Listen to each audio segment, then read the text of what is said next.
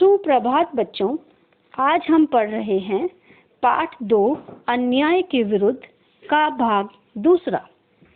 प्रस्तुत पाठ एक कहानी के रूप में है। इसके लेखक हैं प्रसिद्ध नाटककार व कथाकार श्री अंतोन चेखव।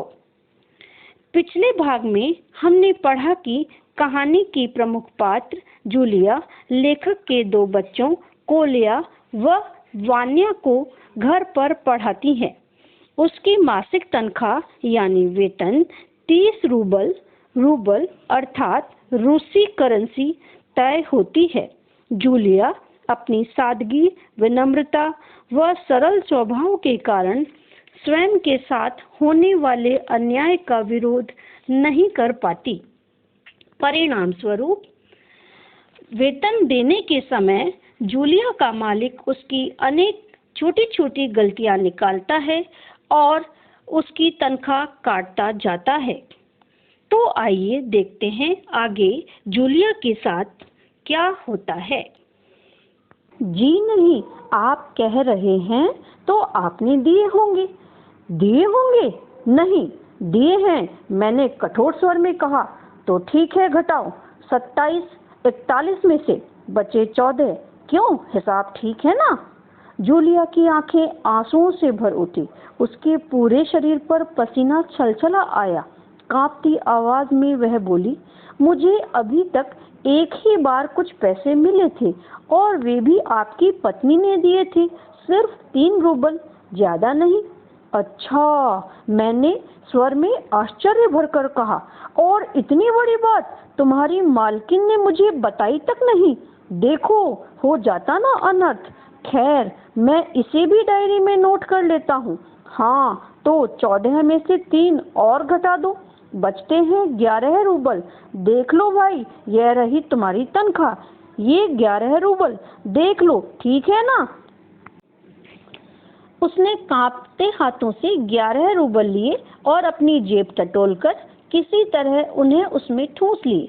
वह धीमे विनीत स्वर में बोली, जी धन्यवाद। मैं गुस्से में उबलने लगा।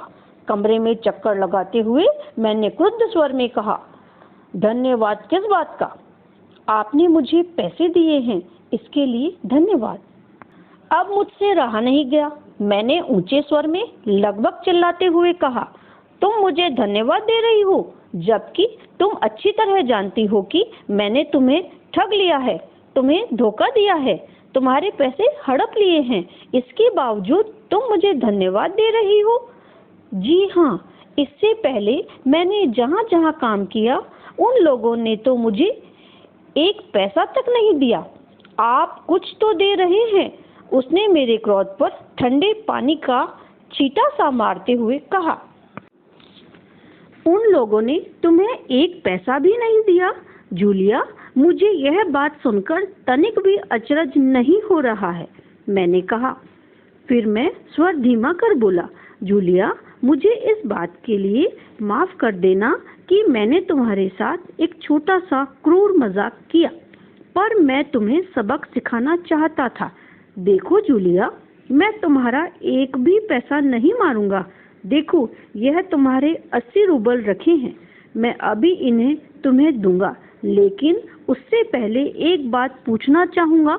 जूलिया, क्या यह जरूरी है कि इंसान भला कहलाए जाने के लिए इतना दब्बू, भीरू और बोदा बन जाए कि उसके साथ जो अन्याय हो रहा है उसका विरोध तक न करे, बस खामोश रहे और सारी ज्यादतियां सहता जाए?